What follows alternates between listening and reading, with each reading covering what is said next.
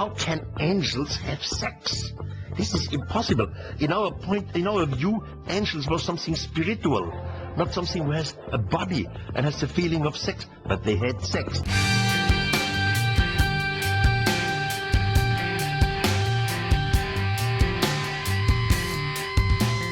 Grimerica. I was in Egypt again. I was before the Great Pyramid. I was just informed what they have done now with robots. New shafts, new channels, new kind of things inside.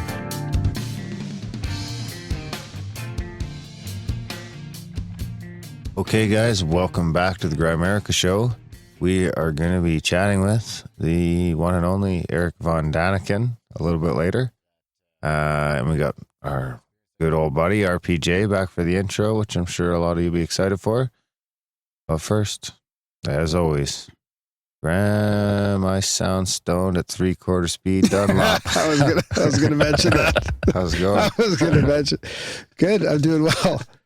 I have a sore tummy from laughing so hard in the studio. So that actually just leads me into these little intros that we do, because we have a little rambling little session here before our real interview. Like Erich Von Daniken's coming up, but Red Pill and Darren and I will ramble on for a bit. So there will be a timestamp in the show notes to skip ahead to the interview if you want. We had some feedback from a listener recently how he says he listens to all the podcasts on 1.5 speed. That actually sounds sometimes a little better because we sound like lazy rambling Canadians sometimes. Oh, let's not talk about the Mexican who stammers a lot. But don't listen at 3/4 speed. It's fucking hilarious.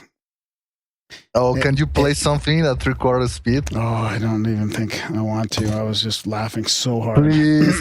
Please. I was crying. It was like, pretty please. It won't be as funny now. I almost sounded as stoned as Darren. Por favor. Let's see what we got here. Which episode? Let's go to... So, yeah, anyways, so we have this little rambling chat where we talk about listener experiences and sometimes some of the odd topic, not really a lot of news kind of stuff, but just relevant topics and experiences, that type of stuff. From many pounds of hash I've ingested over the years. I see it constantly, and it's not the first time I hear claims of it being energy. Usually by some sandal-wearing yoga vegan, the stereotypical new ager. Wink. You're wearing sandals right now? I'm not wearing my sandals right now. I do have thongs. You probably figured out, or someone told you by now, but I felt the urge to email you partly because of synchros. I've had a shitload of synchronicities last year when me and my girlfriend had a rough time, and then our relationship ended, and the synchros almost stopped completely. What should I make of that? Sincerely, Emil in Sweden. That's your proper passive fighting with that woman? No, it's not fighting with her. The synchro was telling you're on the right. So Darren sounds normal at 1.5. I sound pretty stoned at 3/4. How lucky was it that the random spot I picked you were talking about just an hat and a thong? Yeah, yeah, that was I good. love it. Yeah. So there you have it, Graham, at 3/4. So I've been dying to talk to you, Red, about the UFO Congress. Well, how was it? Was a really enjoyable experience, even though I have to admit that I didn't really experience a lot about the Congress. I mean, we only went to, 2 presentations, 3 at the most, 2.5 maybe. Most of our time we spent it when we were at the Waco convention center. We were like chatting around with people who we found at the vendors tables. Yeah. It was more of a social thing for you than sitting in the presentations. Yeah, because to be honest, we saw the program, and most of the presentations we didn't find it that interesting. I mean, I would have loved to have been able to catch up Nick Redfern and our friend Chase Kletsky give their presentations, but unfortunately, I think theirs were at the beginning of the Congress, and we arrived on Thursday. I arrived on Thursday night, and Friday we we spent most of our time elsewhere. We were sightseeing and doing other stuff. Like, for example, Greg took me to this really cool place called McAlpines. It's like a really weird combination of a soda fountain, like an old style, a classic soda fountain that you can find in I don't know, small town America, and it's also a thrift store, right? With a lot of cool antiques, and this is a perfect opportunity to talk about an interesting synchronicity that happened when we were there. Okay, wait for it. Which jingle do you want? Well, I don't know. I don't know. Amaze me. Nice. Good. Oh, what's going on with the jingle there, Darren? Sounds like he's in an empty hall. It's like It's like your cord is unplugged halfway. You think that's what it is? Yeah, I think that's what it is. One day you should try playing those at 3/4 speed. Oh, that could have been it. Is that better? Yeah, I think so. now I can listen to it. Yeah. Jesus Christ, I'm no worse than Graham. That's pretty good, eh? Yeah. Good troubleshooting there. There you go. Yeah, you should be. I should hope so by now. Jiggle the handle. What was wrong with the lights today? The plug unplugged. Yeah. So there you go, Red. All right, let's now discuss this interesting synchronicity that happened on our first day at Phoenix, Arizona. So Greg took me to this place, right, McAlpines, and he had been there on a previous trips. He had found it simply by Googling weird places in Phoenix, and that was like at the top of the list. Oh. And it was really, really worth our while. I mean, the soda, the ice cream sodas were great. The waitresses were also very good looking. And after we finished lunch, we decided to stick around, just to look around at what they had at the thrift store part of the business, right? So while Greg was looking at some jewelry that they had exhibited there, he actually ended up buying a Navajo turquoise ring. I was looking at some old furniture, and then my attention ended up gravitating toward an old draftsman table. Yeah. Right? Like the kind of tables that they used to have at They pivot, right? Yeah, the architect. Yeah, where architects and engineers used to draw blueprints back in the day, way before AutoCAD and all that. And as you guys know, I'm an interior designer by trade, so you could say that these draftsman table was in some way indirectly connected to what I do for a living. So that's really one of the reasons why I ended up going and checking out this cool antique draftsman table. And on top of the draftsman table, there were a couple of books piled up. These books were actually volumes from an old encyclopedia, an air and space encyclopedia that was published in 1968. One thing that you guys need to know about me, which you will find completely unsurprising is that I love encyclopedias. Ever since I was a kid, my parents actually went through great efforts to buy several collections of encyclopedias, Encyclopedia Britannica and several others, for me and my sisters, in order for us to use them as tools for our homeworks assignments when we were at school, right? But the thing is that even when I didn't have any homework to do, I just love to read those encyclopedias anyway. You know, I mean, call me weird, call That explains me a lot, actually. Yeah, that's what I did, you know? And that's what I ended up checking out, this cool Air and Space Encyclopedia.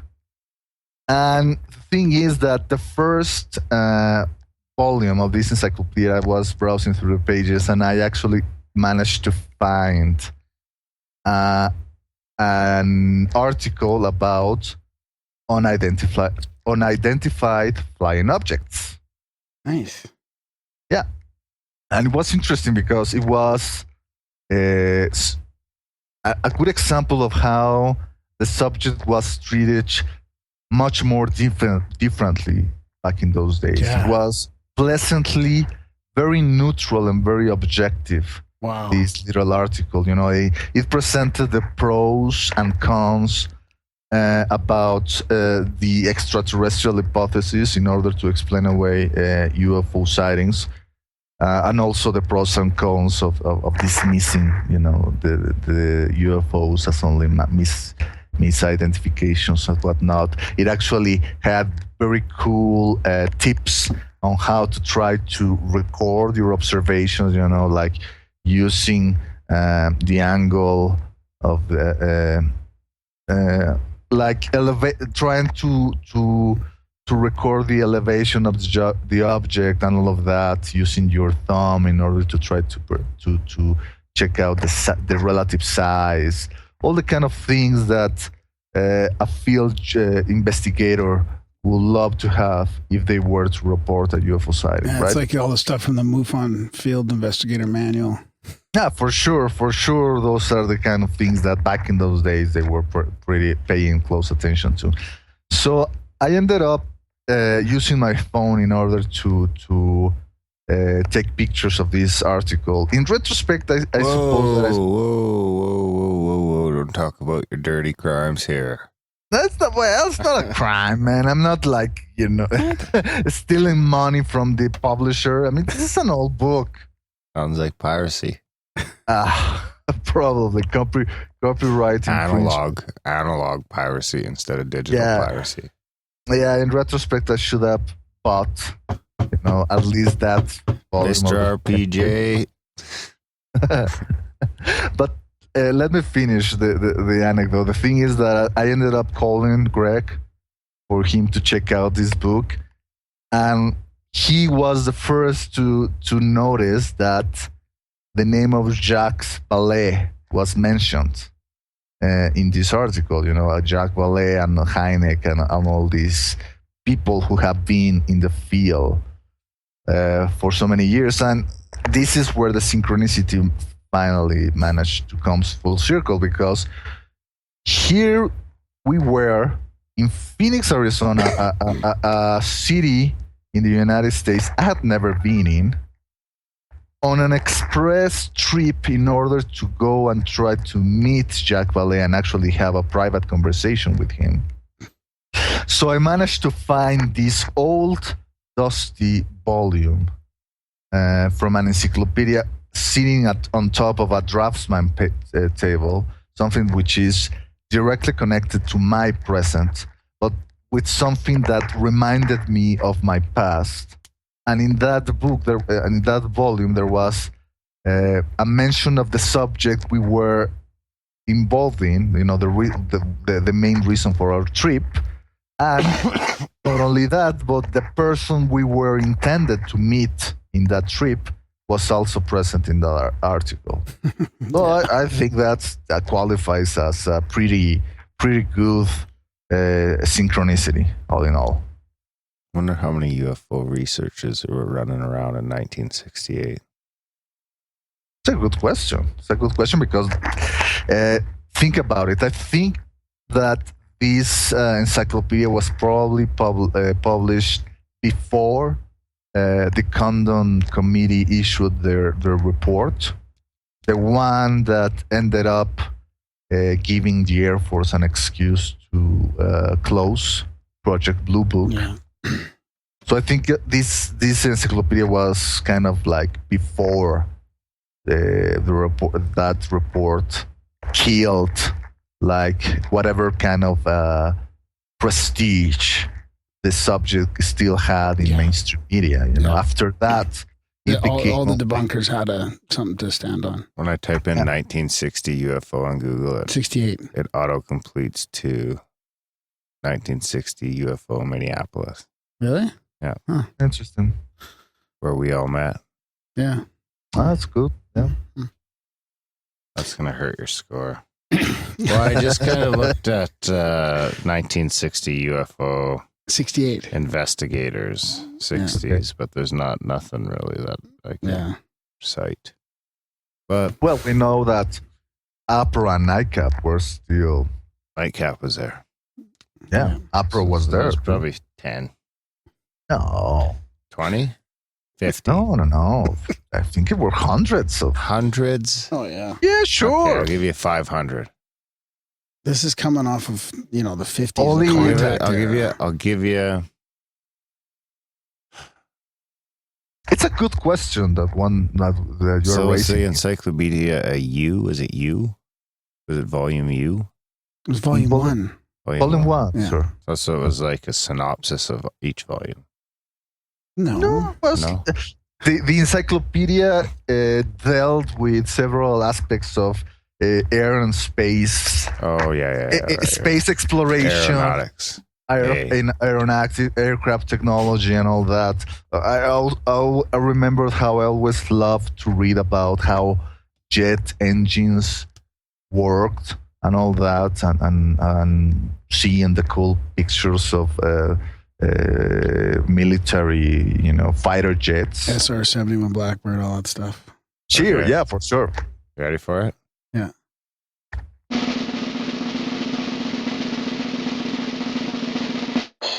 8.3. Wow.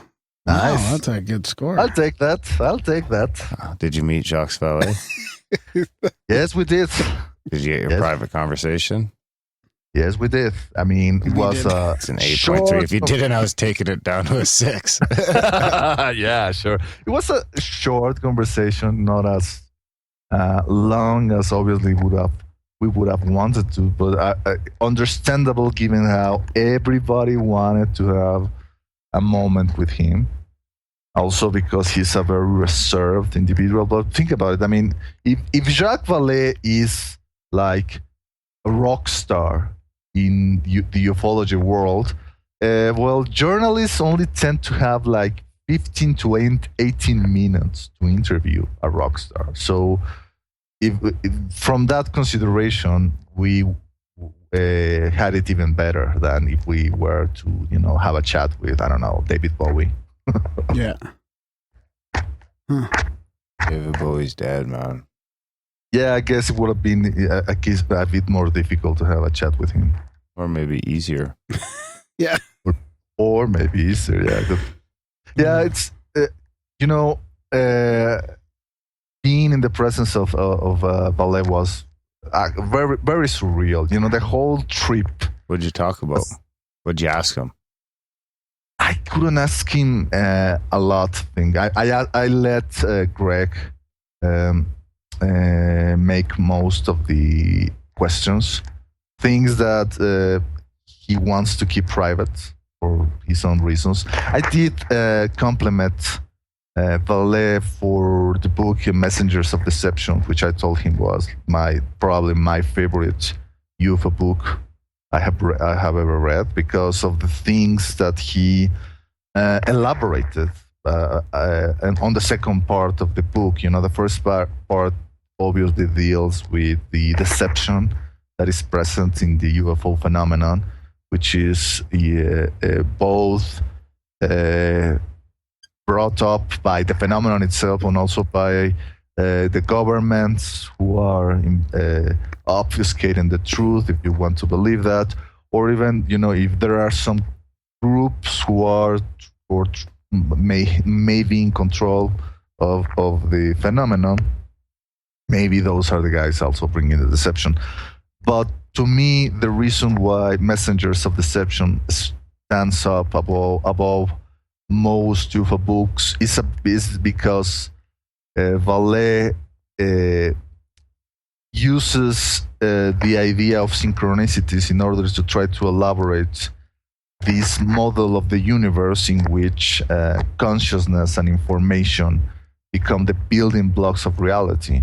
And I don't know if you remember this, Darren, but this is the thing that kind of sparked our friendship, when we started to discuss these ideas at the Mysterious Universe comment section.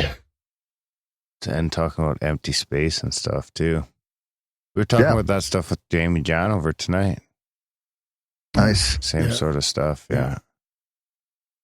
Yeah, so we talk about, I mentioned him that, and then he said, oh, well, you should take a look at this video that is in my webpage, this presentation that I gave to TEDx Brussels. And then I said, well, sir, I have watched that video 10 times. Nice. So it wasn't really that necessary for me to watch it once again, but I kind of wanted to tell him that that is the avenue I want ufology to take, rather than keeping on with the old antics of cataloging sightings, filing cabinets with more and more reports. I think that checking the correlation between synchronicities, consciousness, information theory, computer simulation, and all that may yield better results on trying to figure out the true nature of this phenomenon. Wow. Well, that's good. I'm glad you got to meet him. That made it worth the trip then? Yeah. Well, that, and well, let me say this. Meeting Vallee was cool as shit, but having the chance to hang around with Greg Bishop. Oh, was that the first time you met Greg too? Yeah. And that to me was the thing that really made my while, finally getting to have a chance to meet him in person. That to me was the reason why I decided to make the trip. I mean, obviously Vallee is a hero to many people in this field, but Greg Bishop is my personal hero in this field, and I honestly feel that he deserves even more attention than the one he's received by now. And I feel also that he's going to eventually get it, thanks partially by this book he's managed to finally publish. It Defies Language. It's finally being released. You can now order a copy online on Lulu, and I think that very soon it will be available also on Amazon. And you can we'll even have to have him on. Yeah. Oh yeah, for sure. You can also I'll ask him to get in contact with you guys. Yeah, So- well, come on with him. Just bring him on with you. And, Yeah, for what do you sure. think, Darren? We'll have a full. Absolutely. I love that. So, so did you guys? What did you think of Jacques Vallee's presentation, or was he actually? Did he do one, or was he just? It was more of a Q&A, Yeah, that's what I thought. Yeah, which Lee Spiegel that's what I thought. Kind of like they did with the other dude there, right? Last Yeah, year. exactly. Yeah, last year between George Knapp and what's the name? Yeah. Robert Lazar. Robert, yeah. Was in that similar vein. I mean, it was interesting because Vallee talked about the book he co-authored with Chris Obeck, Wonders in the Sky. They actually released a newer version of Wonders in the Sky, like a collector's edition, which they were trying to crowdfund through Kickstarter, and thankfully the crowdfunding campaign was successful. Greg and I actually managed to secure 2 copies for ourselves. It was an expense I hadn't planned on making, but what the hell? Yeah. It's the kind of thing that you can't really pass, because if you do, you'll regret it for the rest of your life. Right? True that. Are you going to see Greg again at Paramania or no? Oh yes, for sure. Twice. Yeah. Are you going to Paramania? No. No. I was gonna, but I just... You should go to Paramania at 3/4 speed. Yeah. And that guys are not coming. Hopefully this event will be repeated either next year, or something similar will be organized next year, and maybe you guys will be able to attend that one. Yeah, I'd like to, for sure. I was really close to it. Yeah, as I'm well. gonna It's try just and get to something the next dollar's year. pretty bad. It's way more expensive to do that now. And Oh well, yeah. these 2 trips that I ended up making this year were probably the most reckless things I have ever done financially as an adult. But It'll pay off for you. hopefully, I don't even care. If it will, quote unquote, pay off financially speaking. I just know that it's kind of like a once in a lifetime opportunity to finally have a chance to meet Tim Binal, Joshua Cutchin, Cam and Kyle, and all these people who are gathering in these crazy-ass events. So, can I get back to a little bit about the consciousness aspect of UFOs and stuff like that? So you were talking about, Jacques' book, Messengers of Deception, and that the research should go down this route of more of synchronicities and consciousness. And it's kind of funny because I've been emailing back and forth with Jason. He's kind of a skeptical guy. I think he got sent our way through Micah Hanks or something like that. Who? Jason Horsley? No, Jason Bradley, I think his last name is. Okay. Just giving out last names before you grant on someone? Yeah. No, I'm not going to grant right now. Anyways, talking about evidence and synchronicities, and that we're just really pattern seeking. Humans are just pattern seeking, and kind of explaining synchronicities in that way. So can you explain a little bit more about how you would go about researching UFOs as far as like consciousness related? And because I get stuck on the evidence thing because the skeptics argue that there's no evidence, and I could argue the same thing, that they don't pay attention to the evidence. There's a lot of anecdotal evidence, of course, and there's all kinds of other evidence, but we talked about seeking the answers and wanting to know the truth, and I was kind of saying, like, I don't really care about the truth in a lot of these respects. Like, the answer isn't as important, because I don't think we can come to an answer. Like, you can't measure the stuff using the scientific method a lot of times. And like, for example, if we look at my sighting, it's something happened, and I don't know. Again? No, I'm not going to talk about it again, but just, I don't know what it was, right? It was a craft in the sky, or what it looked like. Yeah. Darren's laughing because I'm getting into reverse dodecahedron spinning the opposite way. Yeah, there's multiple people seeing it. So I don't know what it was. It could have been this. And it could have been that. SETI'd it. It could have been, kind of, yeah. Consciousness was related. But if I go back and I even get more data, or if I go back and add more information, I don't think that answer is ever going to come. So I've accepted that there's a mystery there, and I don't know what the answer is. Yeah. It could be like 5 or 6 different things. Who knows, right? And I think that the important thing about that sighting was not trying to elicit whether it was a structured craft, or whether it was a secret hallucination. No. To me, and I think it's the same with you, the important thing is the impact that it had on your life.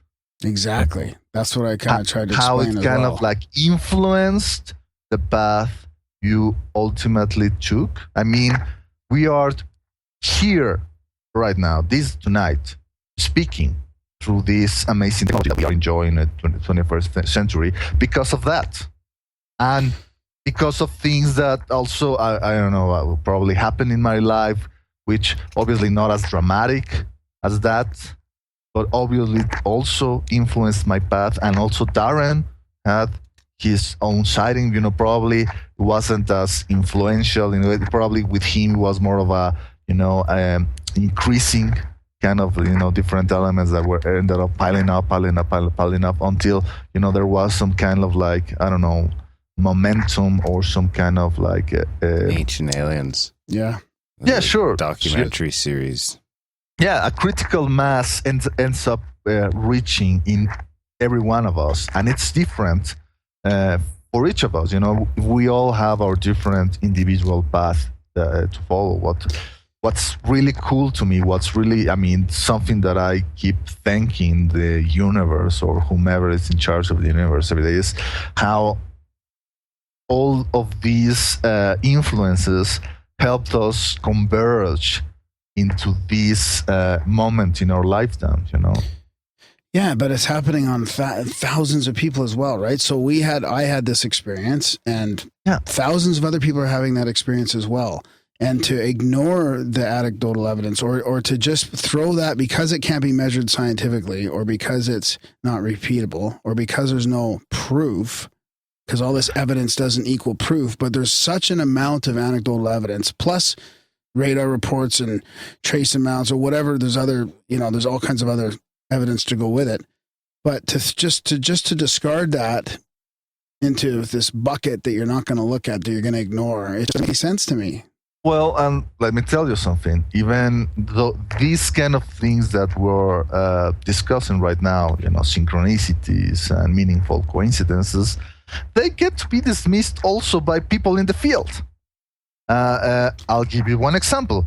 One of the people we met at the conference was Stanton Friedman, who is arguably one of the most famous ufologists living today, right? Mm-hmm. On that account alone, it was really interesting to finally meet Stan in person. So there he was, standing all alone on his table, and one of the things that we did, Greg and I, we were carrying a lot of swag that we decided to have made in order to promote the book. It Defies Language. So Greg had all these bookmarks printed in Los Angeles, and I even went and printed a couple of posters, like large format images of the cover art that I designed for him for the book. So I told Greg, because I only had one of these posters left, and I said to him, I'm going to give one of these to Stan Friedman, just because.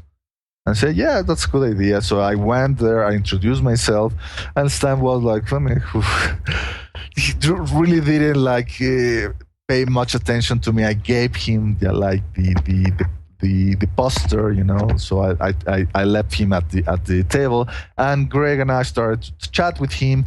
Greg and Stan started to talk about Bill Moore, because obviously Stan used to work with Moore back in the day. I mean, Stan was one of the uncredited researchers that worked on this book about Roswell that Moore and Charles Berlitz wrote. That was the first book about Roswell, the one that really started all this snowball effect about this case, right? 80s, I think, right? Or 70s? 70s or 80s? Yeah, that is 78, After 68. Yeah, 78. So they started to talk about that, and then Stan started to talk about how he ended up finding Jesse Marcel, right? This serendipitous set of circumstances in which he ended up being invited to this radio show, because I think that the original guest hadn't managed to go, and so he went there in his place. And then someone in the radio station and say, "Oh, you should talk to my, I don't know, cousin or something, because he knows about UFOs." And the cousin then told him, "Oh, you should talk with my CB ham radio friend, because he knows a lot about UFOs." And that radio friend actually was Jesse Marcel. And I told Stan, "Well, Stan, that is a synchronicity in my book. I mean, if you think about it, that kind of coincidence, in quotes, was the most important coincidence in modern ufology, because you managed to find Jesse Marcel and start the conversation about Roswell." Yeah, no kidding. So that's, but he didn't look it that way. He said, "Well, yeah, I don't know. I mean, I was prepared and I was really knowledgeable. So, I mean, what he said? I mean, fortune favors the brave, or fortune favors the ones who are prepared," or something like that. Go ahead.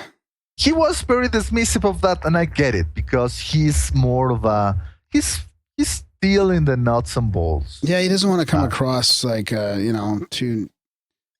Yeah, he kind of like he tends to tip his toes in the high strangeness and the consciousness aspects from time to time. And he says, "Well, yeah, obviously these entities, if they are more advanced than us, then obviously they probably know more about things like telepathy and, the soul, reincarnation, and all that."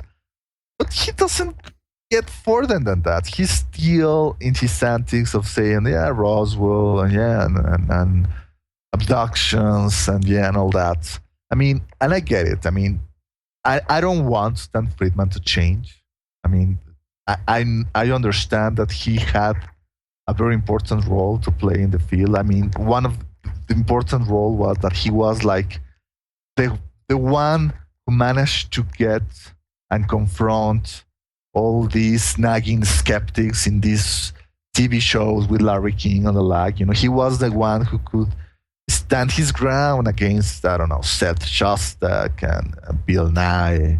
That was his role, but he's probably not going to go further with this consciousness thing, which, in my opinion, will allow us to look at the UFO phenomenon from a different perspective, probably a more all-encompassing perspective, because we will be able to see the similarities between the phenomenon and other equally confounding mysteries like, I don't know, poltergeist activity, cryptozoology,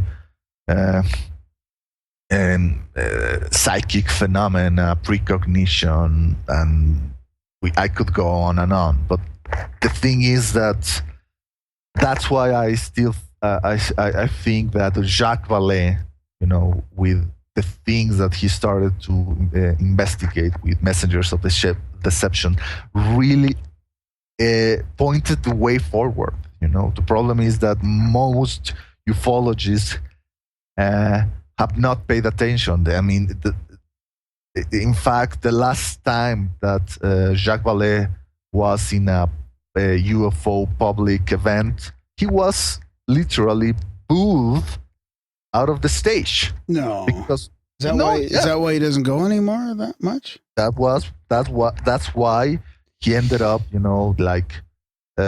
leaving the field. Well, he didn't leave the field. I mean, he left the public aspect of the field. He kept doing what he does, researching the topic, on his own, without promoting or going on stage or going to the press or going on radio shows to try to talk about what he's been discovering. Yeah, and he has other interests as well, right? He's been on TED talking about other things, consciousness, I guess, and stuff like that, right? Yeah, he's a venture capitalist. He's ufology, I think, is not the way in which he makes a living. No.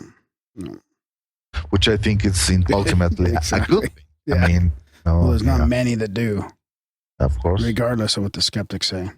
Mm-hmm. Mm-hmm. Speaking of UFOs, Profound UFO quote of the week. All right, this should be a good one. Hmm? So this is a profound UFO quote of the week. I don't know if I've heard this one before.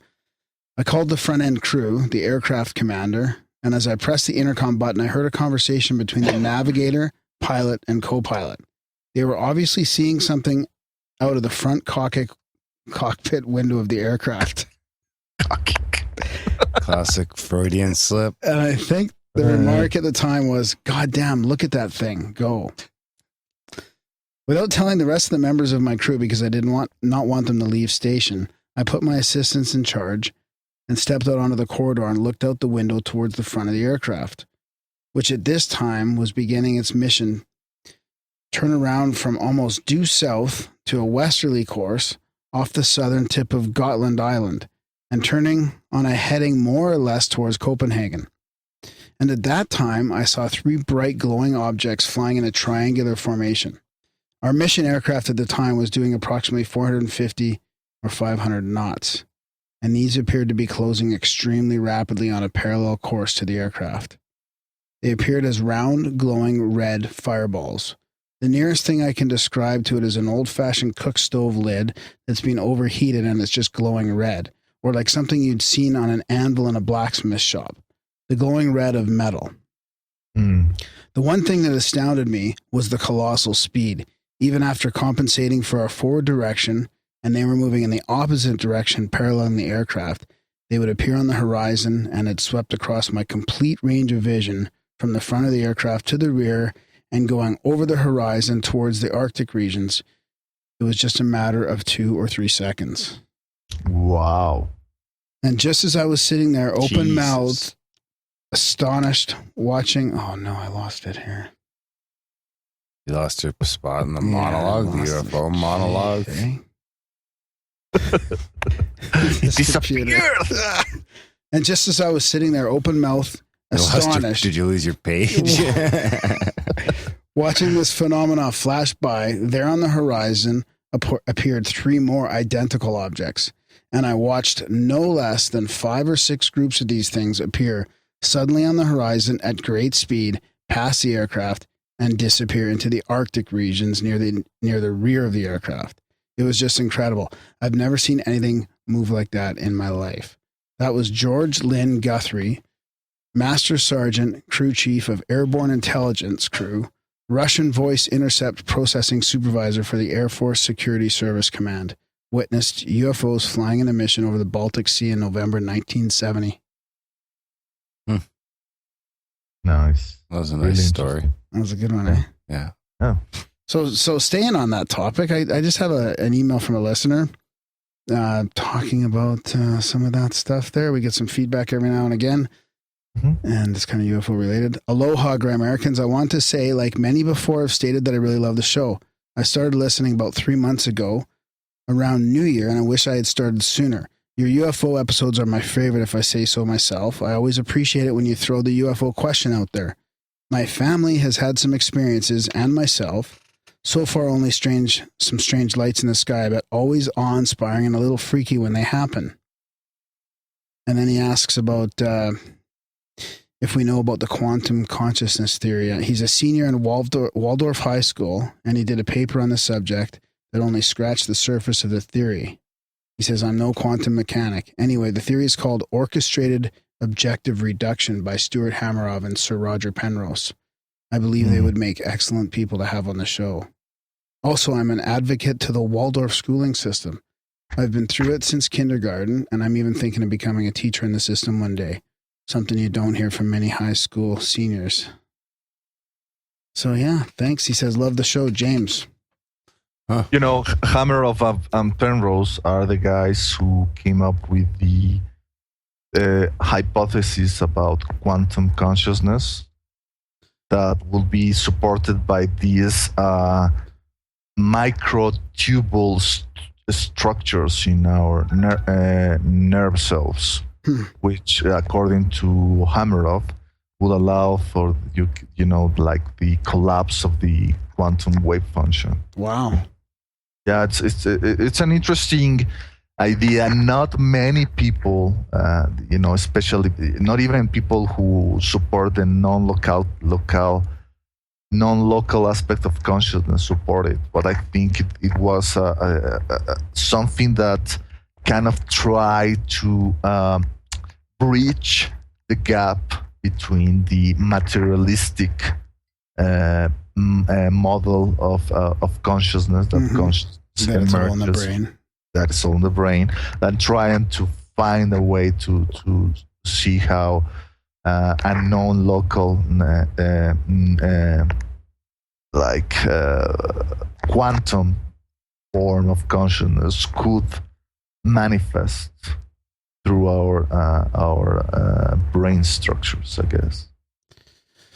Wow, that gets back to what we were talking about tonight as well with Jamie Janover. I'm interested to see what you're gonna hear what you're gonna say about that one, Red. He's a emissary for Nassim Haramehn's work on the resonance stuff. So they also get into like Unified field theory. Yeah, unified field theory stuff, and kind of the physics behind us being all connected.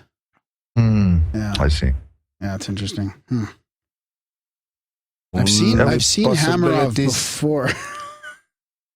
I've seen Hamarov before in documentaries, I think. Oh yeah, he's given also the TED Talks. Yeah, we should look that up. And Penrose is a fascinating individual because he's also been involved with fractals. Superposition? No. Geometric. Holographic. No, like kind of like, you know who Escher is? You know, this very famous illustrator, who used to do all these like lithographs in which, for example, putting an example here, fishes go and transform into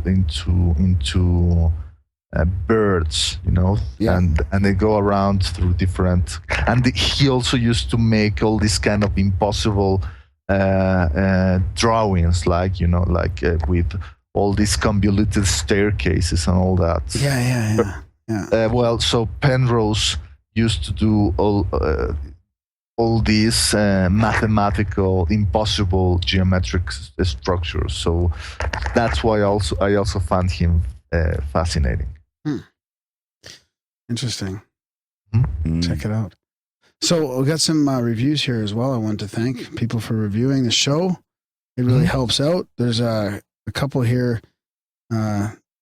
Ellie Reed, and he's listening from, or she is listening from Spotify. Thank you very much.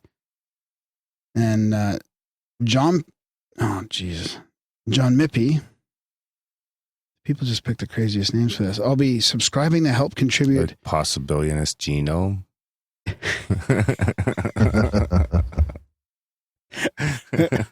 Okay, you got me. There was some reason behind that. He says, I'll be subscribing to help continue keeping Grimerica ad-free. Thanks for satisfying my curiosities. And Domino7 says, these guys are open-minded and respectful. I appreciate the quality of the guests and the quality of the actual audio. Well done on all fronts. And then Dixie D621 says, great podcast that gives back to the fans. Get in on the giveaway. Donate now.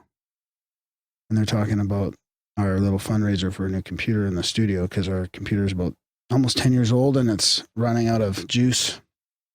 So we're trying to be proactive. I think it's Steam. I think computers run on Steam. Yeah, not juice. This one does. So we're raising money. We want to thank everybody so far that's donated. We're almost halfway there. We're trying to raise like about just over $2,000. I think it's 125 tickets or 125 donations, or to June 1st, I guess, Darren? June 1st, which is like our three-year anniversary. And we need a new recording computer for the studio, and it's been really good so far. So thanks to everybody for helping out. And the regular subscribers help out with our fixed expenses every month. Like yeah, we got a bunch of new subscribers. Not a bunch, but a handful anyway, which is good. promising. Yeah. Yeah, because we don't have any ads and we don't have any portals or sponsors or nothing. It's just listener supported fully. Yeah, and we don't get as many donations as you think. But our subscribers are there every month, paying the bills and producing the show. And really, it's those people that you guys can thank for the show still being around and doing so well. Yeah, and giving us room to grow. And sending in stories and... Absolutely. Sharing the show is huge. Yeah. Yeah. So check out grimerica.ca/upgrade. That's going to give you all the details on the Grimerica prize pack. It's an iPad, come on the show, swag pack. Grimerica.ca/support is where you'll find your different options for monthly subscriptions. Yeah, come on the show with a guest too, right? Yeah. You pick a guest and we'll get them on. And RPJ will come too, right, Red? Yeah, for sure. Yeah, we just pimped them out. There you go. So Red, do you have anything? So check out support. Even $1 a month is cool. What else? Newsletter. Grimerica.ca/news. Yep. On your iPhone, you have to type in the /news. Spamgram. Hopefully the app is coming soon. Yeah, we're gonna have I think that'll happen. A Grimerica app. It's in the works. Yeah. Wow. So yeah, and Spamgram is GRAHAM at grimerica.com. And Red, do you have anything else you want to mention before? Oh, you've got some. You've been on some podcasts recently, right? And you're kind of starting up one with Adam, right? Yeah, well, Adam has this project of the Friends to Know podcast in which I'm trying to participate as much as I possibly can. Unfortunately, I'm not going to be able to join him next Thursday, which is the night we chose to record our sessions, but we'll try to make by. Also, I was recently invited to the podcast of a colleague of mine at the Daily Grail. He goes by the name Mickey.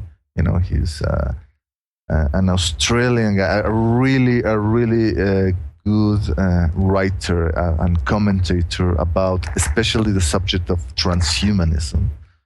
So he's been writing a lot of really thought-provoking long pieces on the internet, on the Daily Grail about transhumanism, like what he sees as like the escape escape strategies, of people of the elite, trying to escape this planet probably, or in order to escape. Pardon the redundancy, escape from all the problems from this world. And so we had a really good chat, mainly about the topic of UFOs on his podcast, and he is on SoundCloud, right? I'll send you guys the link. Yeah, I'll put it in the show notes for sure. Mm-hmm. Best advice is to get off SoundCloud. No. Really? I heard that people will be surprised if it's around a year from now. Okay. Wow. I heard it's coming to an end. We tried SoundCloud as well, and it just didn't really hit. Well, isn't Neil deGrasse Tyson's podcast on SoundCloud? It's also on iTunes. No. Then I see your point. Yeah. But so does he sort of correlate some of the transhumanism stuff with the secret space program and that kind of thing? We kind of talked about that, the secret space program and all that, how our views on that. We also like the couple of nerds we are, spent a lot of time talking about sci-fi movies. We talked about Batman versus Superman. No, not really, because it wasn't obviously premiere yet. I went to see that last week. I enjoyed it. I don't know about you guys. Have you seen it? No, I'm gonna go soon though. Yeah.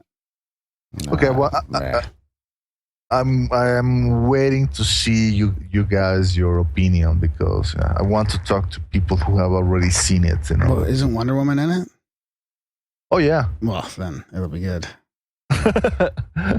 Well, I'm still a little partial to Linda Carter, though. But no, Gal Gadot as Wonder Woman will not disappoint you. Believe you me. okay, good. You know what I mean? There you have it. I think that, yeah, I think please go watch it. And if any listeners wants to give their, opinion, please share it with us. What movie were you guys talking about? Man of Steel, actually. Oh, Yeah, because Mickey saw it as an example of ancient aliens being portrayed in modern culture. Yeah. And I see the reason because, well, without going into a lot of spoilers, it's the idea that the planet Krypton sent a lot of space probes into different worlds, and one of their ships crashed into our own planet like 20,000 years ago. And yeah, I told him that the reason what I enjoyed Man of Steel was not because of the ancient aliens angle, but because of the seeing how they portrayed Superman as an alien. Right? Yeah, I mean, that's kind of like the major spin on saying, okay, Superman will have a huge impact in our world, not only because he's like, the Man of Steel, capable of like leaping skyscrapers and all that and flying, but because he is an alien and he will be the answer to the "Are we alone?" question. yeah. That alone will be like a major blow into our, paradigm. Nice. Well done. Yeah. Well, thanks, Red. Yeah, Yes, thanks sir. for joining us. Enjoy the chat with Erich Von It was a Daniken. fun chat with Eric. Yeah, he was very spry and it was great. Oh, I'm eager to listen to this one. At Yeah. 6 a.m. Yeah. on Easter, Good Friday. Yeah. That's Okay, a so- sacrifice. That not that many bottles of wine, I guess. Well, it was 3 p.m. there. Oh, yeah. On a long weekend. So. Yeah. Oh well. Yeah, it was good. All right, he guys. talks a lot about, he gets into some of the modern UFO stuff as well now. So it's interesting. Oh, Yeah. Yeah. Not super modern, but like that's not just the ancient alien stuff. So nice. Right Okay, on. guys. Enjoy Okay, the chat thanks, with Red. Eric.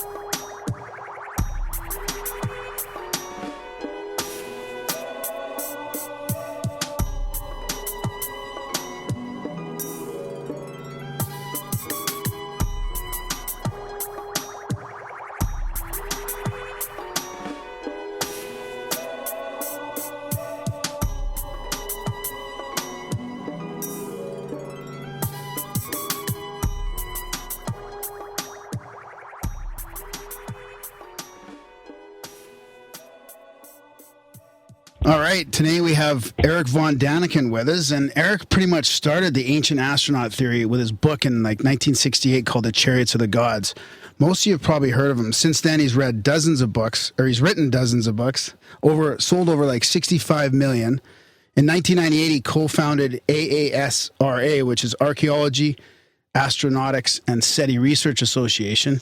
He's a member of the Swiss and German Writers Association, and you've probably seen him on Ancient Aliens. And it's a pleasure to have you here, Eric. Thanks so much for coming on the show. Well, I'm sitting in Switzerland at the moment. It's a wonderful sunny day.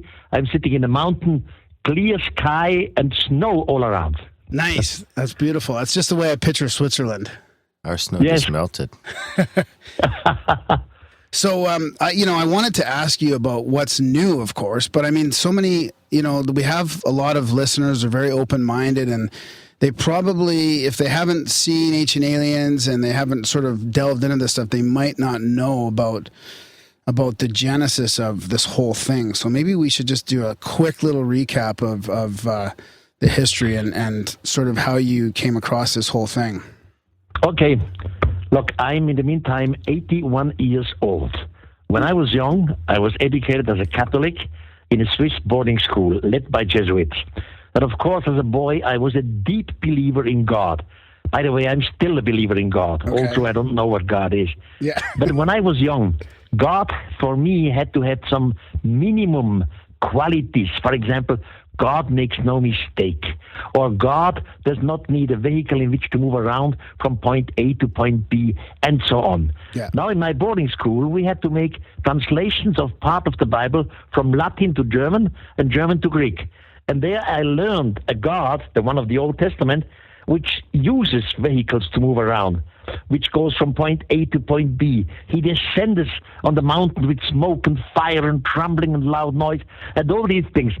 So I simply had doubts in my own Catholic education, and I wanted to find out if other communities in antiquity have similar stories. And that was the beginning of Chariots of the Gods. Ah, I see. And then that was quite popular when it came out. I mean, I remember it as a kid even. I don't know how I came across it, but I always remembered your name in that book, Chariots of the Gods. And now here we are, decades later, and Ancient Alien, the show and the theory has just exploded, right? I mean, you must feel somewhat vindicated. Well, I mean, this is a worldwide phenomenon. You see, more or less every one of us humans has been educated in some religions. For example, the Jewish community or the Muslim community or the Christian community. We all have a religious background somehow. And the background in the deep past for all the big religions is always the same. It has to do with God descending, it has to do with Moses, with Abraham, and so on. Now, as boys and girls, we learned it from a religious meaning. And now someone comes up, picks up some of the same stories of the old religion and gives a new modern explanation. And this is a fascination. And this fascination goes on worldwide. Of course, you can interpret all these things in different ways. You can interpret, for example, the so-called visions of the prophet Ezekiel in the Bible in a religious way. Or you can translate it in a modern way, as I do it. Both ways are reasonable. It's a question of the future. Which of the reasonable is more reasonable than the other one? Mm-hmm. Yeah, interesting. Were you surprised at the popularity of this after all those, all the decades that you've worked on it? Well, first of all, I was always attacked and crushed down and debunked and so. And this went on for years and years. In the meantime, I have published 40 books on the market, and I'm absolutely sure there is no doubt this planet was visited by beings from outer space some thousands of years ago. And these visitors, they behaved themselves like today's ethnologists would do. They studied a few tribes, learned a few language, give a few advisements. Finally, they departed again with the promise to return in the far future. And this promise of the returning of the God has become part of every culture, religious culture, of every religion until today. So, of course, when someone comes up with such ideas, you must be attacked. This is not the normal way of thinking. The normal people think, this is all crazy. So it's normal to be attacked. We live in a society, in a democratic society, and not in a dictatorship. At least not anymore. What do you think we're getting any closer to that date today? Like, is that something you think is 50 years away or 100 or? Now, at the moment, I have the feeling and the information we are already under observation again. Someone is observing us. From time to time, even wise politicians or high military, they say, yes, there is something out there, and we cannot explain it. So at the moment, we are under observation, but they don't show up for the big public. They are very, very reasonable and very safe and helpful to us. They don't want to shock us. So they just observe us at the moment. But they are back. You see, 450 years ago, when the first Christians went out to the world, all these missionaries, all these conquerors, for example, Francisco Pizarro, he was a Spanish man. He came for the first time to Peru, today's Peru. And there the Inca were living. And the Incas, they believed at the beginning that Francisco Pizarro is the long-awaited God who returned now. The same thing in Central America. Hernando Cortes, another Spanish, he came together with the Aztecs, the king Moctezuma. In the beginning, the Aztecs believed that finally the long-awaited gods have returned. The same thing in the South Sea with James Cook, etc., all over. That means the expectation of the return of somebody is not a Christian invention. That existed long time before Christianity. What do we have today? I am educated as a Christian. We Christians, we wait for the return of Jesus. But the Jewish society waits for the return of their Messiah. The Muslim society waits for the return of their Mahdi. Practically every living religion today still has this expectation that someone will return. And I'm afraid it will be neither Jesus, nor Buddha, nor Muhammad, nor Mahdi, nor Messiah. It will simply be extraterrestrials. Huh. And that's the situation we have today. That's interesting because that's, if you look at all the New Age communities or all the people that are sort of involved in so-called contact right now, they're all, it seems to me like they're saying that something's coming back as well. Absolutely. That's my opinion. That's why I am not shocked. Normal people, when they would see extraterrestrials, it would be a shock for mankind. How is this possible? How have they reached the distances of light years? What technology do they must have? Why do they look even similar to us? Is this not contradicting evolution? Why are they coming right now? Etc., etc. Is our religion still right, or are we on a wrong path? All these things. So normally, the contact with extraterrestrial would create a shock among mankind. And I'm hopefully that the other part, the extraterrestrials, they know this. They know it would be a shock for us. That's why they treat us carefully. They don't shock us. I agree. I watched your video, the Erich Von Daniken legacy, and it was refreshing to see you talking about, some modern UFO cases and Fatima, the whole miracle at Fatima, and Fatima is sensational. Yeah, and how that sort of fits in with the ancient astronaut theory. Like if there's some visitations going on now and then they have been for thousands of years, it's a little easier to accept if you accept the modern UFO mystery as well. Of course. You see, I don't know if your listeners are aware, but we are talking about Fatima. Fatima was in 1917. It's a long time ago. And Fatima is a little village in Portugal. Mm-hmm. And of course, Portugal is Catholic. And at that time, 3 children had the so-called vision of what they believe the Holy Mother, the Virgin Mary. And the Holy Virgin Mary gave a message to one of the children. She was a girl with the name of Lucia. And Lucia gave this message to the Pope. And the Pope should publish it in the year 1960. And the Pope read the message together with other high priests, and he said, I cannot publish the message. It would create a panic. So it was not Holy Virgin Mary. If it would have been the Holy Virgin Mary, he could have published the message. Because the Holy Virgin Mary, according to the Catholic tradition, is the mother of Jesus. So she knows what she's doing. But it was not the mother of Jesus. So they realized all this. Something is wrong here. Even at that time, in October 1917, 80,000 persons were out in the field in Fatima watching, and 18,000 persons saw the so-called the miracle of the sun. The sun, or a light, was descending to the 80,000 people, spending colors of red, white, blue, orange, and so on.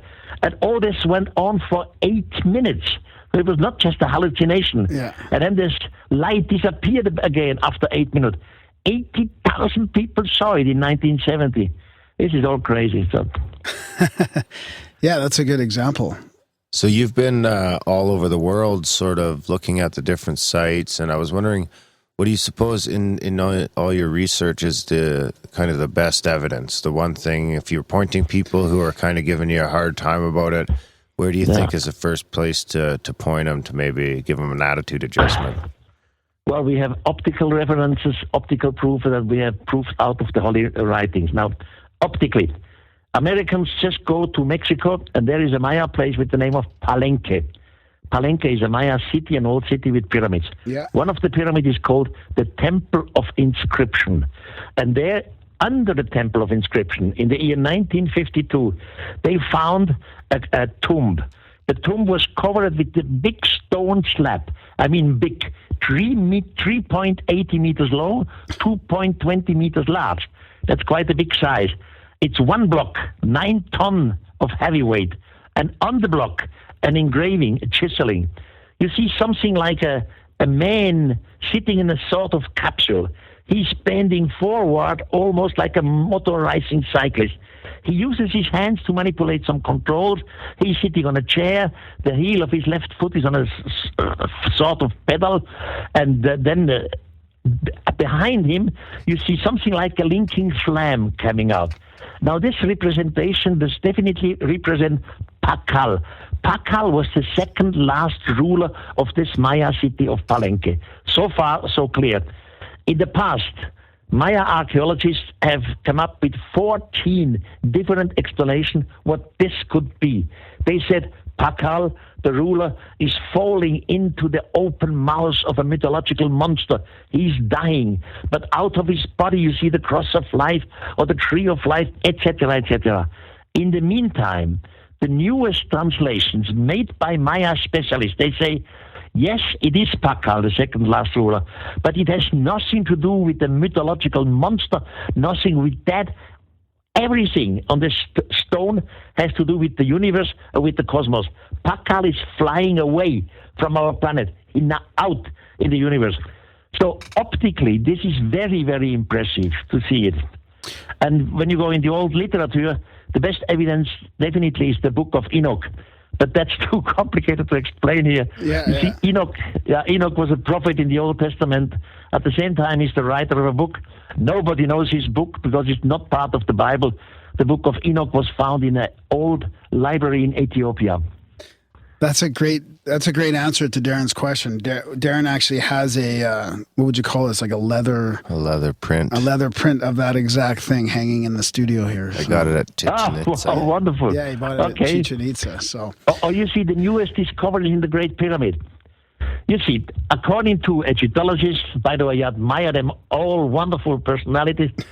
They think that the Great Pyramid was constructed by a pharaoh with the name of Cheops. Yeah. Cheops, that was around 2,500 BC.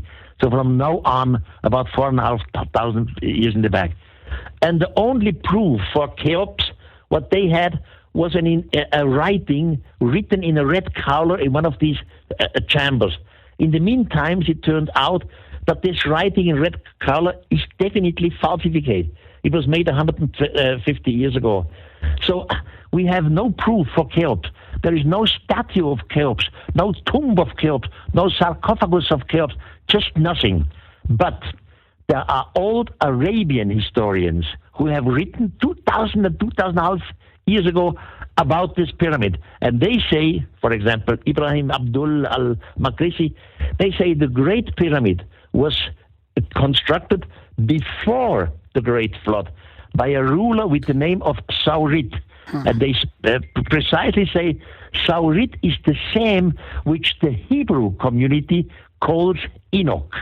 Now, Enoch, again, we have the book of Enoch. Enoch was in contact with the extraterrestrials. He learned their language. He was a teacher of mankind, etc., etc. Now, in our time, I mean the last year, more and more shafts and small rooms have been found in the pyramid and under the pyramid. We know them. They have been detected electronically. So if we know their situation, we know where they are, their location, you can ask, why is nobody going there? You cannot go in there. The shafts are so small. You see, one side length has about 16 centimeters. So it's too small to climb in there. You need robots, modern robots to go in there. And that's what is going at the moment. So I expect practically every month that we find the books of Enoch in or under the Great Pyramid. Huh. So yeah, there's so much about the Great Pyramid and how it was built and what's found in there. And we were talking to one guest who was talking about the different types of stones used to maybe create more of an acoustical resonance in there. I mean, and now they're saying there's some people that are saying like you were saying there, the Arabian legends of it being older, like actually going back to probably before the Ice Age. Before the Great Flood. Yeah. Yeah. Seems almost like commonplace. It's funny how much of these different things we talk about start to align too. Like we have Randall Carlson talking about evidence of great floods, and it's just funny how a lot of the different storylines seem to correlate. Absolutely. You see, the story of the Great Flood is a worldwide story. We Christians, we learned it from the Bible, the story with Noah before the Great Flood. But I'm a specialist in mythology and in legend. I know the story of the Great Flood from at least 100 tribes, and far away from each other. Tribes in South America, tribes on islands in the South Sea. They all know the story of the Great Flood, including philosophers 2,500 years ago, like Plato, Socrates, and all this. So it's fascinating. There was something some thousands of years ago. We found ruins underwater, definitely covered by water, and not only in the Mediterranean Sea, also in the Pacific Ocean, also in the Atlantic Ocean. So there was a change, definitely, somewhere, a change in climate, a change in the water, and today, slowly, we come closer again. Yeah, and people are starting to come out with the evidence that this happened faster than we thought. Like, we exited the Ice Age a lot faster. And like North America, where we are now in Calgary, we're under a mile of ice, and they're saying that melted way faster than they thought. It wasn't over thousands of years; it was over maybe decades or even less than that, and that's what caused a lot of the damage south of us. So yeah, it's interesting how all this research is starting to sort of push our civilization, our advanced culture, back a little farther than we thought. I even saw some links on your website there to news items about, man creating fire way back when, and Easter Island not being the guys not being at war with each other from Easter Island. Like, everything seems to be changing right now. The history. That's good. I mean, there is also a lot of rubbish among the community, which is normal. Always when new discoveries come on, a lot of rubbish exists too. But for my case, I definitely have enough of indications, clear indications, to prove that this planet was visited some thousands of years ago. You see, I'm aware some thousands of years ago, our forefathers were Stone Age people. Of course, they were afraid, for example, of natural catastrophes. They realized an earthquake. They could not know what is an earthquake. They see it's something with the gods. Or they saw the lightning coming down from the sky. They heard the thundering next to it, and they could not understand it. So the first religions definitely were natural religions. Our Stone Age forefathers, they adored nature. They praised the sun and the moon. They were afraid of natural catastrophes and so on. But that's only half of the story, because then, later, some extraterrestrials descended. They were called the gods again, and they also descended with smoke and fire and trembling, loud noise and so. Now, how can you make a difference between natural catastrophe and these so-called gods? The so-called gods, the extraterrestrials, they were talking. They gave information, and scientific information. For example, in the book of Enoch, one of the extraterrestrials says to the young Enoch, "Now, son of humans, look out there. Do you see this little light there? You humans, you call it moon, but the moon has no light. The moon has its light from the sun." And then he explained him the different phases of the moon. Why is the moon sometimes half? Why is it full? And so on. He explains them our calendar. So your planet surrounds your sun in 365 days, etc. So these are scientific information. An earthquake or a thundering does not give that sort of information. So we always have to differentiate between natural religions and the real extraterrestrials. I think that the ancient alien theorists, let's say, have taken a lot of flack, and it's unfair to me in a way, just saying that you guys have taken away the ingenuity. Yeah, the ingenuity of ancient man, and you sort of put it all onto aliens. And I don't think that that's really fair, but it seems like that's one of the main attacks. Like, they don't recognize how advanced we really were back then. So what's your sort of comeback to that? Yeah, you see, the attack is wrong. They always tell us that we believe that our ancestor did not make these gigantic buildings, pyramids, and so on. Yeah. We say the extraterrestrials made it. That's rubbish. It was always the humans who constructed, for example, the pyramids, the gigantic temples. It was always the humans. The extraterrestrials never made their hands dirty. The question is, why did the humans made it, and with what technology? Now, the natural answer is, well, the humans did it for the gods. What kind of gods? Well, the gods as we had before in nature, earthquake, lightning, and so on. That's not true, because for natural catastrophes, you do not construct gigantic buildings, temples, statues, and so on. They were adoring the gods. Now, I said the gods made it. Great Pyramid, as I said before, some Arabian historians say it was made by Enoch. Enoch was in contact with the extraterrestrials. Now, I think the dirty work, the handiwork, really the humans made, but the engineering work with all these shafts and tunnels, the engineering work came from the extraterrestrials. Maybe even some tools to make it easier. But the dirty work itself, we did it. Yeah, I kind of figured that. It's funny how they'll just run with that meme, and that's like their main attack is us not giving humans enough credit. Yeah, you see, whenever I have critics on my desk, and I love critics, by the way, especially scientific critics, when we are fair to each other, when we do not lie to each other, when we do not bluff, we simply let speak each one to the end. After 2 or 3 hours, I always learned something from the critics, and the other side always tell me, Mr. Von Daniken, we didn't know that. We didn't have that information. We hear it for the first time. So we always find a way together. We just have to discuss.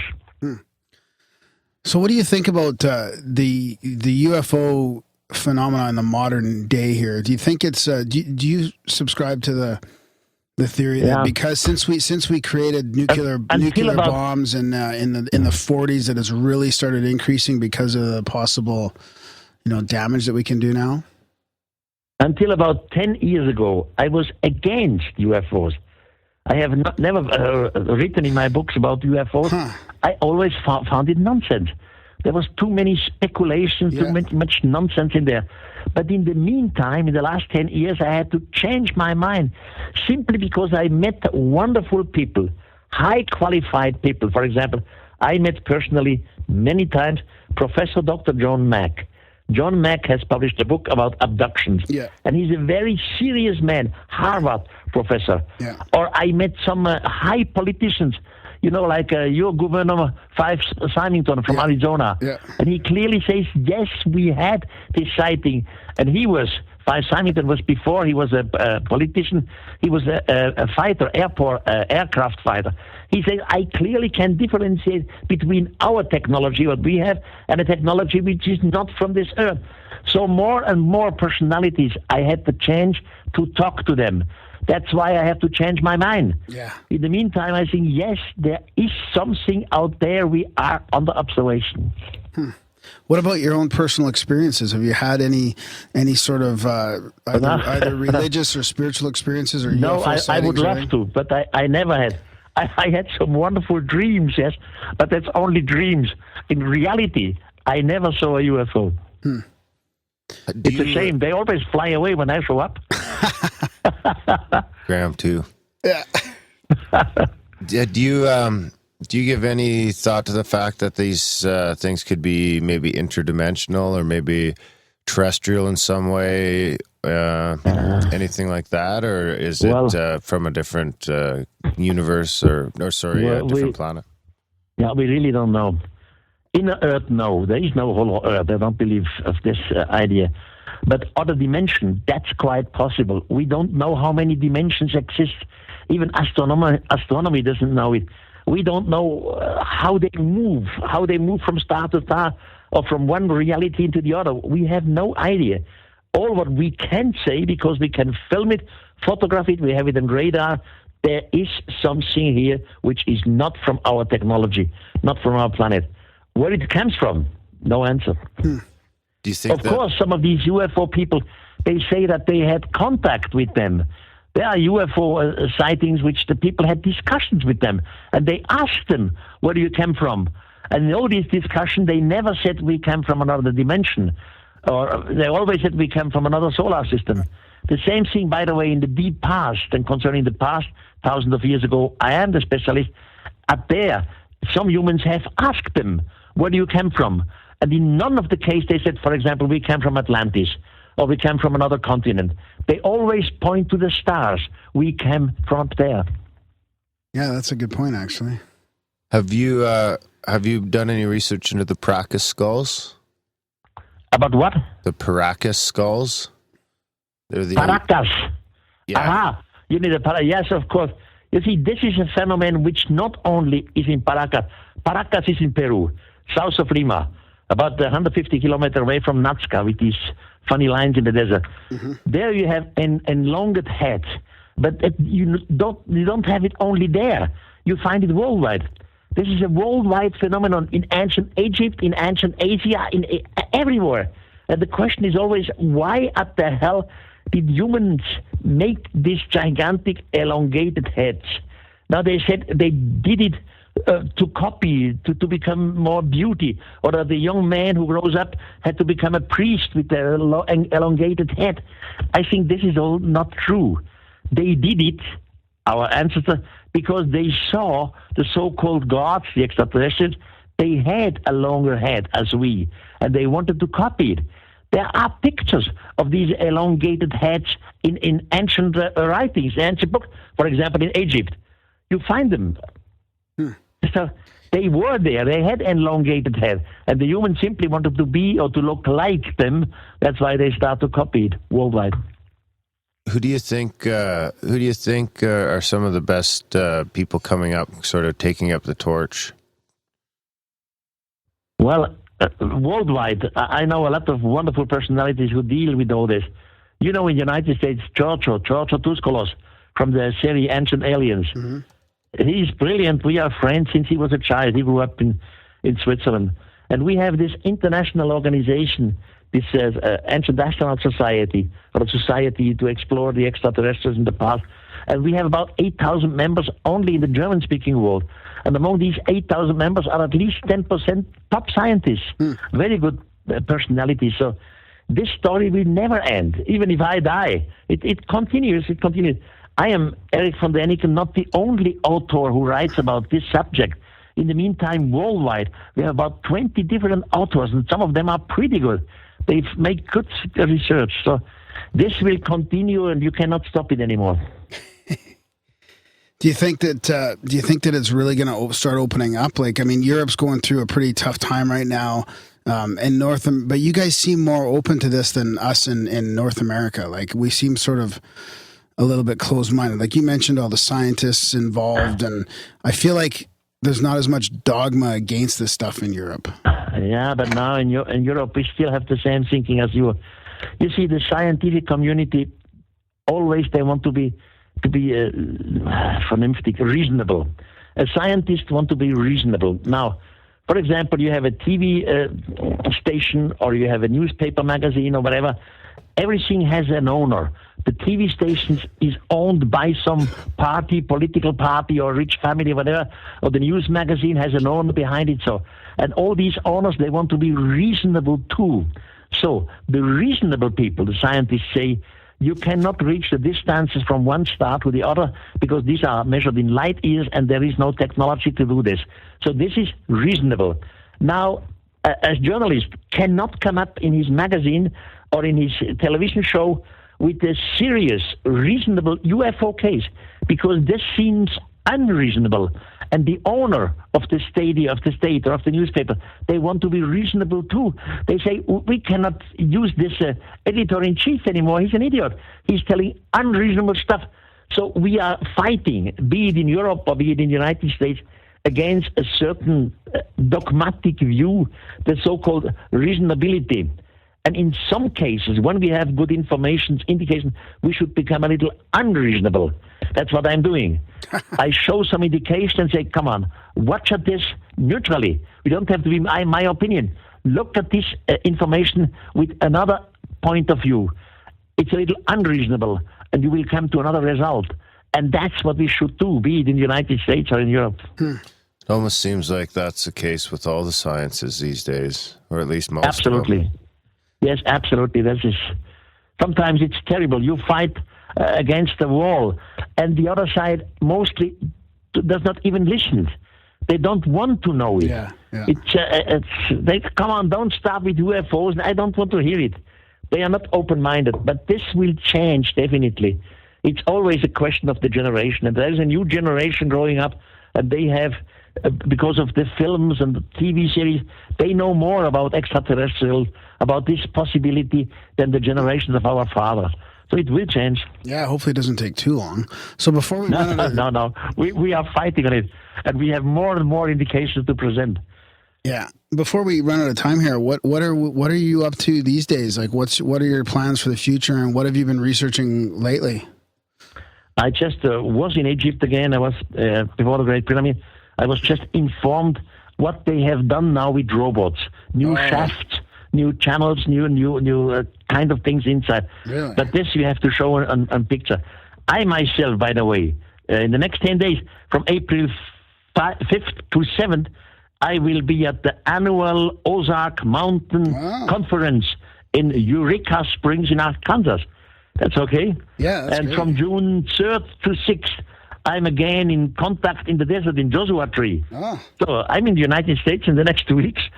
So, That's where a lot and of by the our way, my audience is, too. speeches are full of pictures. You see incredible pictorial evidence. When is the Joshua Tree one? That's coming up soon? The Joshua Tree is, wait, I have it on my list somewhere. I think it's June, right? It's starting June 3rd to June 6th. Nice. Joshua Tree, contact in the desert. Yeah, we'll that's in send Graham California down. somewhere. Yeah, Where are you located? We're in Calgary, Alberta. So we're just north. We're a couple days drive from there, I guess. Well, when you have nothing to do, come there. Yeah. Then you'll be meeting persons. Yeah, exactly. Yeah. So what kind of stuff do you present then? In the like, are you? I have one large speak, which goes on for about 1.5 hours. Yeah. And then I have two so-called workshop where we go into details.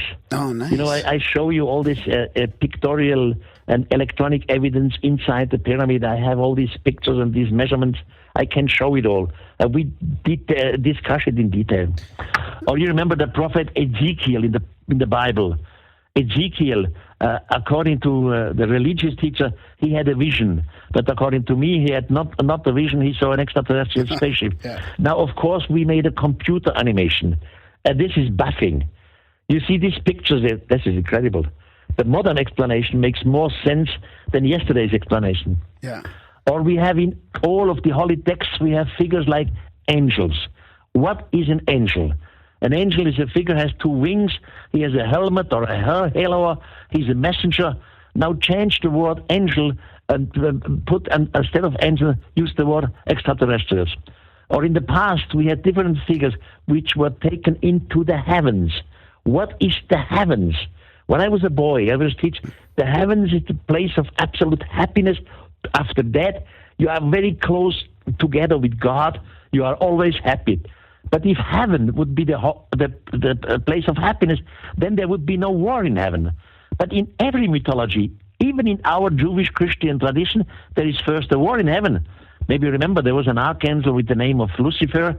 With his disciples, he went to the throne of the Almighty God, and he said, we don't serve you anymore. And then the Almighty God sent the archangel Michael to destroy Lucifer and his disciples, to put them out of the heaven. So if heaven would have been a place of happiness, an opposition or a war is impossible there. So we should change the word of heaven into space. These beings in the past, they were not into the heaven, they were into space. And they came back to earth. So we just have to change about 10 words in the old holy writings, 10 words with modern meanings, and the meaning is completely different. The sense is completely different. So these kind of games I'm doing with the listeners in on Joshua Tree, in the contact in the desert in these workshops. And are you guys always coming up with new evidence as well, or new things from ancient sites and archaeology? Like that's a never-ending story. Still stuff is being discovered all the time? Yeah, all the time. There's always new material coming out which has not been published, and I'm in the center of it. So I'm a researcher, and I fly there. And okay. Oh, that's good. So how can people keep up with that research? They can go to your website and that's the best thing. Yeah, go to my website, I don't even know the figure of my website, but you'll find it. Erich Von Daniken there. Yeah, I think it's erichvondaniken.com, and then you can get to your AAS RA Okay. from there, all the latest news and all that kind of stuff. It's great. Gentlemen, I have to stop here because I have to run away. In Switzerland. All right. Well, but I hope sooner or later we will meet together. Yes, enjoy at some of the conferences. You bet. Enjoy your day and enjoy your trip. And we to have a glass of wine together United somewhere. States. All right. Absolutely. Yeah. Yeah. Okay. Have a good weekend. Thanks, Eric. Thank you for calling me. You're welcome. Bye-bye. Ciao. Bye-bye. Ciao. And that was Erich Von Daniken, who, of course, we did meet. Yeah, well, in Minneapolis. We didn't want to bring it up because it's kind of a touchy subject. Oh, well, yeah. We won't get into that, but we didn't want to bring it up. We didn't want to bring back any bad memories. Yeah, that was a great chat. Yeah, it's interesting. I don't know. I wonder what a couple years will bring with more and more of this research and more people interested in it. Yeah, I read Chariots of the Gods. Really? Yeah. When was that? Like a while ago? Or? 5 years ago. Really, eh? Yeah, 5 or 6 years ago. This is kind of what kicked you off into this whole thing, right? It's really what kicked off this podcast was that conference where we saw Eric and yeah. He really plays more of a pivotal role around the whole thing then, because it was his book, and then he was the person we were going to Minneapolis. Wow, that's the person I was going to Minneapolis to see, which fucking 2 months later we had a website, 6 months later we had a podcast. So yeah, that was like the Genesis, Eric and Chariots. When they write the Grimerica Bible, that'll be Genesis. Yeah, that's interesting. I wonder Graham's cult. So yeah, he was a faster talker than I expected. That was great. We got a lot of information there. Holy. Yeah, he really packed it in. Yeah. It is really he does a good job visually, so it is worth checking out. Some of it can be kind of a stretch, but some of it's hard to deny that something's going on there. Yeah. And of course, maybe we'll tell Napoleon to incorporate. I'll send him a picture of that. That thing that you got there, yeah, that leather Cthulhu or whatever it is, the flying dude. I'll send that to Napoleon and get him to incorporate it in the episode art so that you can just look at your iPhone right now and probably look at it, or your Android. Some of those things are tough. There's so much going on. There's so much going on in that picture, right? That you could almost say that there's a snake. There's a snake there as well. That's the gas pedal. What? And then look at the snake, though, right? Blasting out the back. Couldn't the snake be some sort of archetype from psychedelics? And he could be like, going from one level of consciousness to the other, not necessarily Earth to space, or who knows? Yeah. Anyway, take a look at your phone and you might see what we're talking about. What were you saying about the art? I'll say not a lot of shows do that. What specific art? The specific art that pops up on your player for the episode. Big thanks to Napoleon for that. Yeah. His link's in the show notes. Big thanks to Justin for doing the newsletter. Big thanks to Darnell for doing the website. Big thanks to Graham being a dick. Big thanks to Erich Von Daniken for coming on. Oh, yeah, big thanks to everyone who's bought tickets for the Grimerica upgrade so far, or not bought tickets, but donated to the cause and got a ticket in return. We're about a third of the way there. So, keep them coming. Big thanks to people. If you haven't got one yet, get yours now. Yeah, we do need a new computer, seriously, before this one crashes. Anytime. This fucker could go down anytime. Check that out, grimerica.ca/upgrade. Check out grimerica.ca/support and get on a monthly support plan. Spam Graham over at graham.com. At grimerica.com. There you have it. Maybe graham.com is still open. And more important than anything, tell your friends about this show. Thanks for listening, guys. And we will see you next week. Contend that we have been visited by extraterrestrials in the past.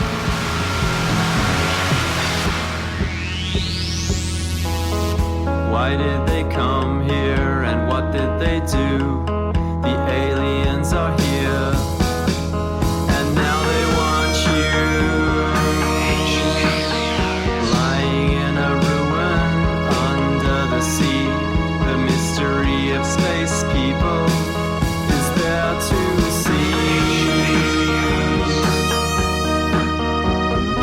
Ancient aliens, where did you go? You left us some clues so we could know.